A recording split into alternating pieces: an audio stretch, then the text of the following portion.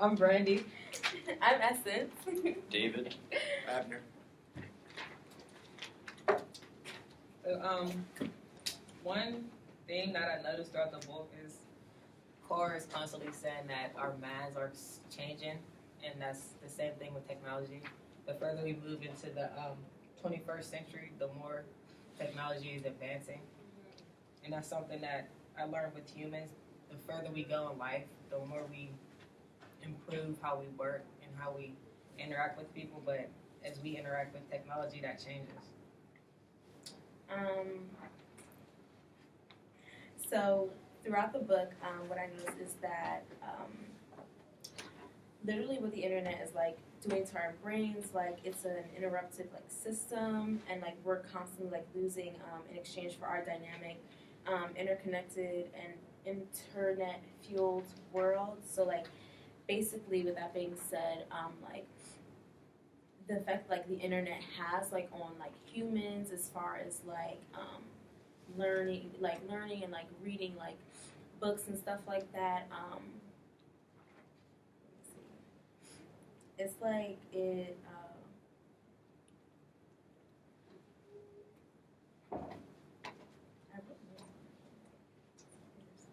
I'll jump in for a second. I would summarize the book or Carr's basic argument as discussing, and not necessarily critiquing in a negative way, but going over how the human brain is changing as we get more and more technology and internet reliant, and specifically how that is changing our ability to interact with each other and with ourselves. Is that recording? I think so. The green light's on. Yeah, the green light's on. Should be recording. Yeah, it's recording. All right. So it talks about how the internet and the overuse of, or the extra usage of technology is changing the chemical ways our brain is interacting with ourselves, our environment, and each other in a society. So like the effects on one small example of the effect, we'll get into it more later, would be how we are losing our short-term memory due to our reliance on having things written down. In the book, Carr discussed Plato discussing Socrates' critique of the written language, saying we are going to lose our ability to memorize things, and we're going to have less and less of students learning things and more students memorizing.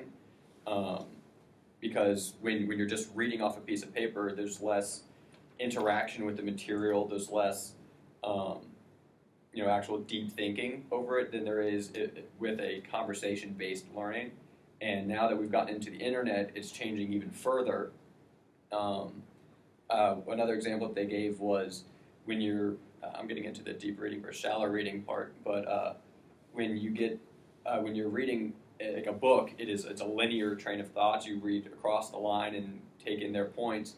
Now that we're so overwhelmed with data, when kids are reading now, they're scanning the page for key words and key phrases and things like that. And I mean, I pretty much also said the same thing. It pretty much details that the way the internet is affecting the way we think, read, and remember. He talks about some of the side effects, like focusing from the internet, and that just comes from the different distractions.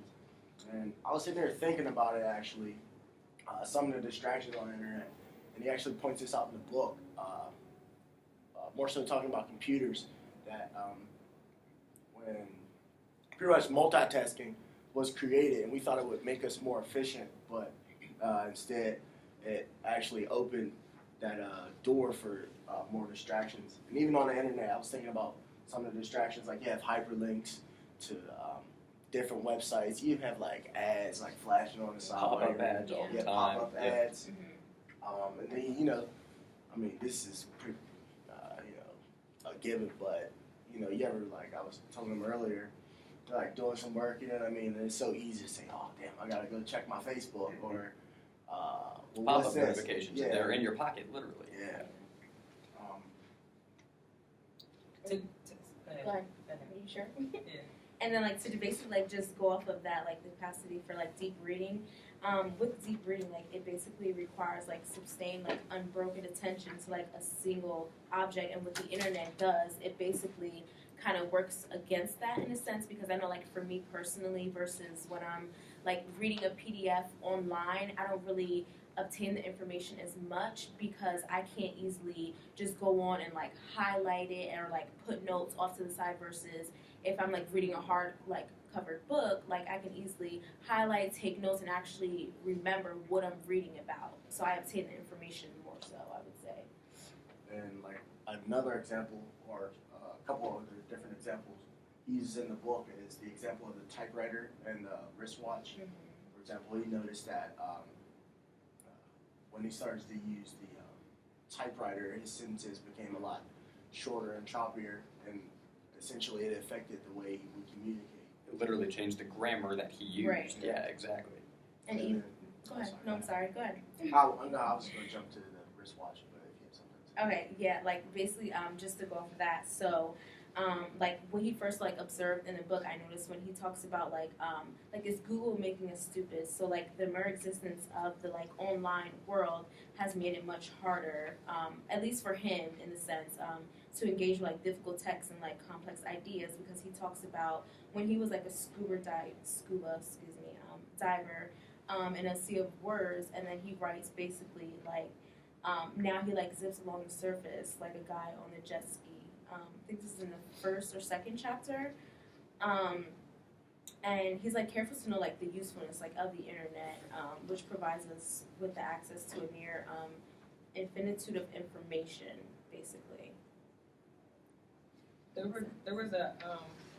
was something in the book, I'm looking for it, I can't find it, I'm sad, where it was saying that we went from reading linear to, I think it was just like us scanning the words, we're not even paying attention to them, we're just going over them because we're so used to reading and it's so natural to us.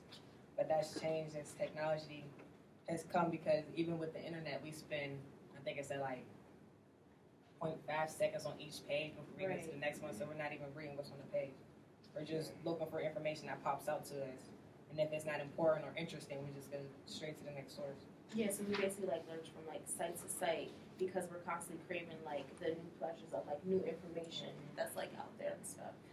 I guess this kind of goes back to the previous discussion we had of how we want everything instantly. Mm-hmm. You know, in a book, you're kind of forced to interact with the text versus, you know, you get straight on the internet and look for the exact part of the textbook. You can, you know, type in a question and it'll give you your answer word for word instead of, you know, actually having to go through the entire argument and understanding the concept as a whole versus its piece. A lot of this relates back to the media ecological history of technology, and specifically how it relates to society. He already talked about going into like the typewriter and everything, and he mentioned the clock. I'm going to steal your idea. So talking about the clock really was first invented in order for monks to find the right times for like their 5 daily prayers. And like before that, the concept of time really, like in terms of minutes and seconds and hours, didn't exist. After that, especially once the technological revolution, or industrial revolution, started taking off, people started. It defined your workday, defined when you went home, it defined when you had free time. Before, those concepts didn't exist. Work was done until it was finished or until you left. Now everything was so regimented. Now we can't go back to that time. If we got rid of clocks and everything, first off, the internet would collapse and we'd have a very different discussion in this test. But like we would lose everything in our entire the marketplace, the way the stock market is done, starts at a certain time in the morning. Like they ring the bell. You wouldn't be able to do that without the clock, and those are things that they didn't see coming. So that's where it turns into the ecological effect of it's similar in a way to an ecosystem where a small change created a massive change. Right. Somebody else want to jump in? Also related to that, the people who have technology available to them versus the people who don't, it's like two different worlds. So somebody who is constantly on the internet or constantly on social media has a different mindset versus a person who is in books or always in a library, their thinking process are set up different. So the person who's on the internet, they just want stuff fast and easy, and they don't do their own research. And that, like you said with the first conversation, that changes how we go about information for ourselves. Like we're not basing what we're reading off our own experiences and getting the thoughts from ourselves. We're going straight to somebody else who may have different experiences than us, and that's contradicting with how we feel about what we're reading versus how they felt about what they're reading. And then the people who don't have access to computers, they're just lost basically because they don't know what's going on. They don't know how to do stuff. It's just like two completely different worlds.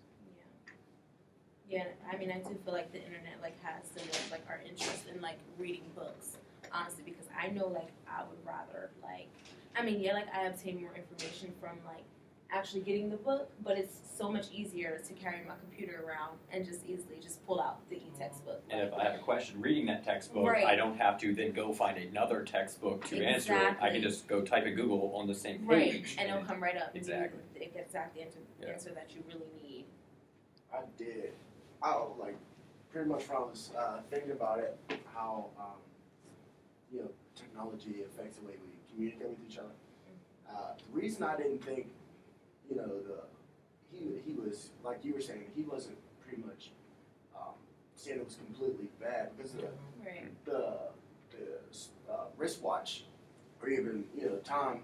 I mean, although there are some negative aspects about it, but for example, I think it did make us collectively more efficient, if that makes sense. We're all on the same page. Yeah. Yeah. Right. Or it created the idea of efficiency. Yeah. Before then, things weren't very efficient. That's what the Industrial Revolution did, and it changed how society as a whole interacts with each other and how individuals are. It made us structured. Yep. Right. But then again, it's taken away from our individuality. Like we're damn near almost all robots. If we're all working on the same time, working at the same clock. There's nothing different about it. But then even at the same time, you have to think they were talking about your natural clock or whatever. Yeah, your body clock. Yeah, your body clock.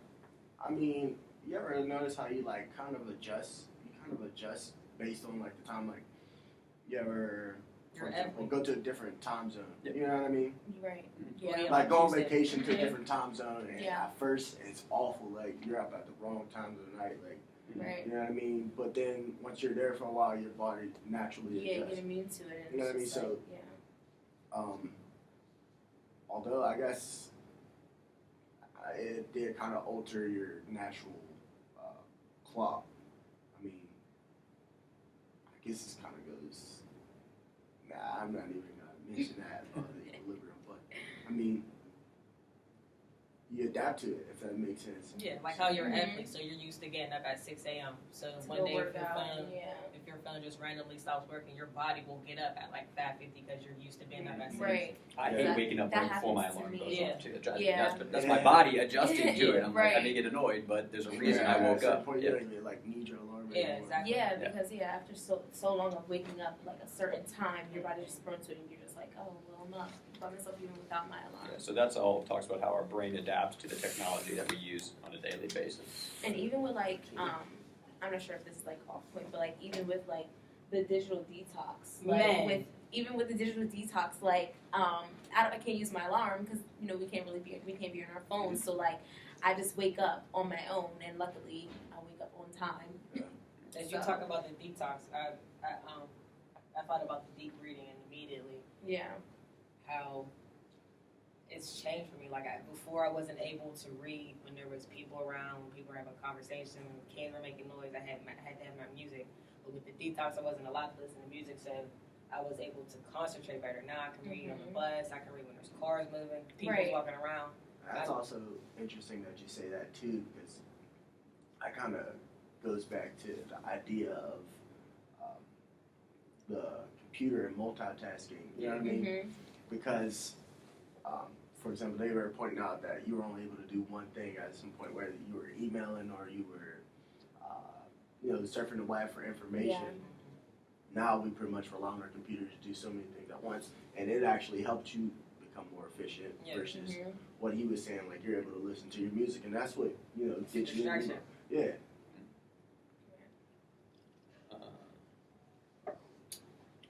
The difference between deep reading and shallow reading, I would say, is shallow reading is you're not more focused on what you're doing, so it's easier for you to get off task. Your mind is wandering. Versus deep reading, you can sit down and read for like an hour and not know not know somebody standing right in front of you. Yeah. I would definitely agree, for sure. There's an interaction with the content that you're supposed to be reading versus just a very surface level, like just glance at Just it, get the skimming through overall it point, type of and thing. walk away. And then just being I'm done not with able to it. deep read, to be honest. Really? I'll have to like read a page. It takes practice for sure. I'll like read a For- page, yeah. get lost, and then like, damn, I gotta read this book. Like, you know what I mean? Or I've lost my ability to do that. I never felt that was a problem until Yeah. fairly in the last couple years. Now, like I'll read a paragraph and be like, I don't know what I just read. Start Right, again. and then have to Okay, go through what do you it. say? I have to like Mhm. word for word. It's like I know what Break these it words down. mean, but what does the sentence Right, mean? It's yeah. like that shouldn't be something at 28 years old that I'm trying to do anymore. Right. But in reality, it's getting worse. It is. Yeah, I definitely can It might agree be with you. because of technology. Right. Yeah. We're so I used to absolutely blame information coming technology. to us fast. It's harder for us to get the gist of it, to get the background of it. Right. But then it makes me wonder, like, so like I have nieces, right? It makes me wonder, and she's always like on her tablet. So it makes me think like, okay, well, with like our generation, you know, we're able to like, you know, read online and also like read with books. So then it makes me wonder, like, is she gonna be able to like really obtain the information and know everything with like, say it was to just be like online reading and they just stopped making like hardcover books. You know what I mean? Like, is she gonna actually be able to like focus in on the text and like be able to like get main points and stuff like I that? actually remember. Did you got a little phase on? Delivered it. Well, yeah, I remember they like first started bringing computers into the classroom, and you know you're pretty much supposed to. They'll guide you through Right. your work, but you know what I'm saying, you'll look over and then people were like playing games and stuff like On that. the right, because Yeah, I used to do that. I know. Yeah, I know. I coach over at Central Catholic, and they give every kid an iPad. Yeah. And first off, that's crazy. Right. And but like and that's how their teachers communicate. Like, everything is done through the iPad, Yeah. and you can tell. Like, you try to have a meeting with these kids. We're talking about football, something that I would think that they'd be someone that they can't focus for more than 5 minutes. And if it's not on a screen, they're really not focused. Like, you have to keep Right. it. And Like, that you have just to goes change to the prove way the you point. teach these kids Right. because they are addicted to their technology. They But don't see, know how to that's get off. different. If they're teaching this new generation to use the computers and they're learning how to do that at a young age, then they should be able to learn how to research on it. As far as us, we were brought up on books. True. We Right. know how to Yeah. pull out the thesis statement. I don't know. We're kind of like stuck in a weird Yeah, in the place. middle. That's what I'm saying. We're kind of Yeah. Because we got to experience it between- all from like right. the freaking Yeah, the Cassette VHS tapes and then yeah. rewinding Oh, it manually, yeah. waiting. Yeah. they used to Yeah. roll the cart into the Black and classroom. white, yeah. Right. Yeah. That's The a rest good of point. them, It definitely matters about the time for sure. Yeah. Like if you grew up on it, I think you would be better at using it versus somebody who's just thrown right into it and don't know anything about it. Absolutely. For sure. Anybody else got a last point they want to make on number one? Maybe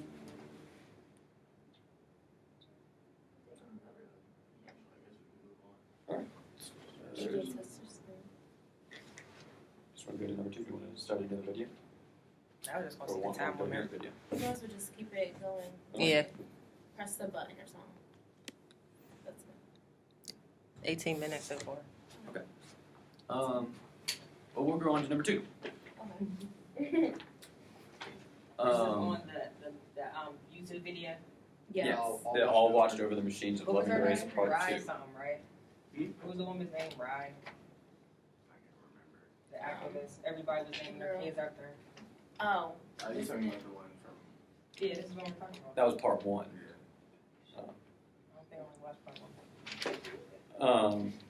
So this one, the argument is essentially, the movie goes over a lot of different things, but its main point was a guy named Arthur Tansley.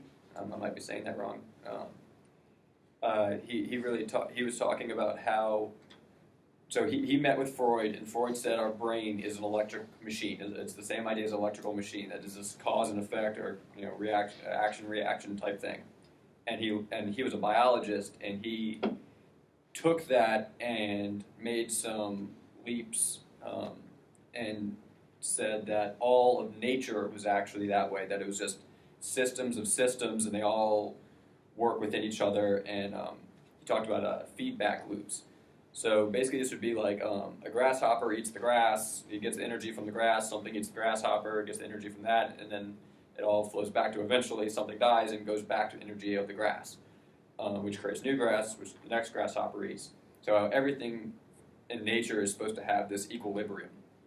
Yeah. And pretty much with this equilibrium, there's some type of predictable pattern between the systems, and if you change one part of the system, it'll affect the others, and the whole system.